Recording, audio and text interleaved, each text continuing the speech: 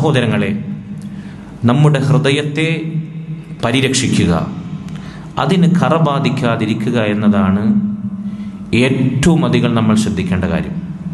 നമ്മൾ പുറമേക്കുള്ള ചേലും പ്രവർത്തനവും നന്നാക്കുന്നതിനേക്കാൾ നമ്മുടെ ഖൽബിനെ എപ്പോഴും വിചാരണ ചെയ്തുകൊണ്ടിരിക്കണമെന്നതാണ്. റസൂലുള്ളാഹി സ്വല്ലല്ലാഹു അലൈഹി വസല്ലം അവിടുന്ന് അതുകൊണ്ടാണ് ഇന്നമൽ അഅ്മാലു ബിന്നിയാത്ത് എന്ന ഹദീസ് വളരെ പ്രാധാന്യപൂർവ്വം പഠിപ്പിച്ചത്.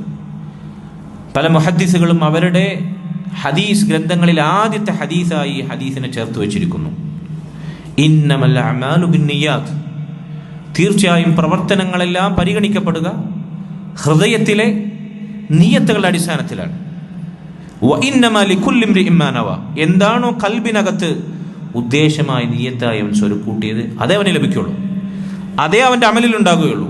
നമ്മൾ ചെയ്യുന്ന പ്രവർത്തനങ്ങൾ ഖൽബിൽ സ്ഥാനം പിടിച്ചിട്ടില്ലെങ്കിൽ, നിസ്കരിക്കുന്നു, നമ്മൾ നോമ്പെടുക്കുന്നു, ഇബാദത്തുകൾ ചെയ്യുന്നു, ഹൃദയം തൊട്ടിട്ടല്ലെങ്കിൽ അള്ളാഹുവിന് വേണ്ടി അവൻ്റെ കൂലി പ്രതീക്ഷിച്ച് ഇതുകൊണ്ട് എനിക്ക് സ്വർഗം ലഭിക്കാൻ, എന്നിൽ നന്മകൾ വളരാൻ, എനിക്കും എൻ്റെ കുടുംബത്തിനും ഇതിലൂടെ ബറക്കത്ത് ലഭിക്കാൻ, ഇങ്ങനെ അല്ലാഹു സുബ്ഹാനഹു വ തആല ഒരു അമലിലൂടെ നമുക്ക് നിശ്ചയിച്ച നേട്ടങ്ങൾ ഖൽബിൽ നിയ്യത്തായി സ്വരുക്കൂട്ടാതെ എത്ര നമ്മൾ നന്മ പ്രവർത്തിച്ചിട്ടും എത്ര ഇബാദത്തുകൾ വർദ്ധിപ്പിച്ചിട്ടും കാര്യമില്ല.